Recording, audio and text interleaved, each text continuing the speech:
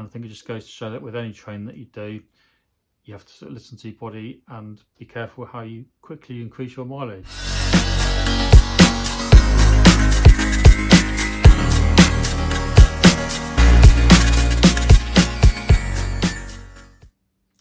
Hi there, John here, Plant Valley Runner. Welcome back to the channel and to my training for the Thames Bath 100k Ultra in September this year using the MAF method. So we're on week 3 now, and how's this week gone? Well, as you can see, I'm sat at home and not out on the trails. So to explain why that is, we need to go back to the end of week 2. So Sunday's run at the end of week 2, I did start to notice that I may have a little bit of a niggle in my left ankle. Nothing major, but I felt it a little bit and just thought, I was nothing to worry about, so put it to one side and forget about it. So moving on to Monday this week, I went out for a new route around the village, a short MAF run. It was a 30-minute MAF run with a 10-minute warm-up and cool down, so 50 minutes in total. New route, as I say, so a benchmark run. But I noticed 2 things on this run. The first thing was it was quite a bit slower than my other MAF runs around the village. Now this could be because it was a new route and it's a little bit more hillier. But the other thing I noticed was that my ankle once again was playing me up a bit. Kind of a bit of discomfort, a bit of pain. Nothing too major, but it was there. And at this point I was starting to think, maybe it's something I need to take into account. But anyway, I knew I had a rest day coming from Wednesday because I was going to work. So I thought we'll go out Tuesday and see how it is then. So moving on to Tuesday, we went out and did a run down Brampton Valley Way.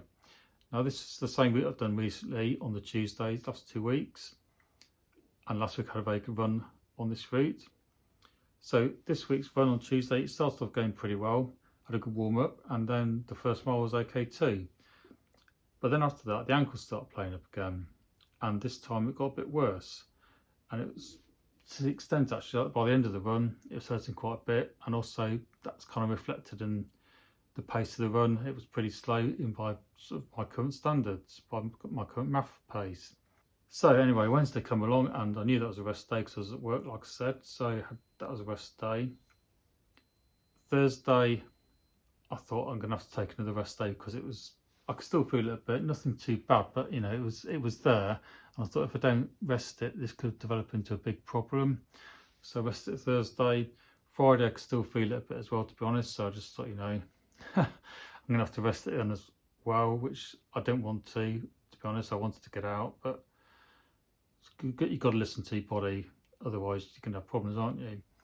So the weekend came and I thought, well, I might as well just actually wait till Monday now, because if I don't, I might regret it because I can still feel it a tiny bit. As we speak now, Sunday afternoon, it is actually okay. So I'm hoping tomorrow I'm going to be able to go out and do a sort of MAF test, not an official MAF test, but a test. Well, what Dr. Maffetone says is that you can go out and test it out up to 10 beats below your MAF heart rate. So I should go out and do a MAF run up to 120 and we'll see how it goes and we'll take it from there, hopefully. So yeah, it's been a pretty disappointing week to be honest. I don't like sitting on the sidelines. I want to be out there, I want to be training, but at the same time you've got to listen to your body, haven't you? And I think it just goes to show that with any training that you do, you have to sort of listen to your body and be careful how you quickly increase your mileage. Because I did do 27 miles last week. I was out for 6 hours and 32 minutes. And in hindsight, that was probably too much from where I am at the moment. I think I ramped it up too quick.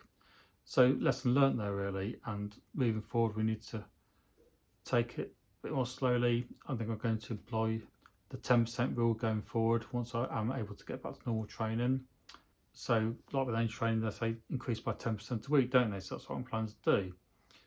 So as long as things are okay tomorrow, we'll go out and see how it is, and then hopefully we'll be able to get back to it. I think another factor also as to why I may have had struggled this week with my ankle is because my weight, to be honest. I am still overweight, and because I did a lot of mileage last week, putting the excess stress onto my ankle and legs and stuff, that could have had an effect because I'm still overweight. So yeah, and talking of weight, this week I weighed in and I was 2 pounds lighter than last week, so pretty happy with that, going in the right direction.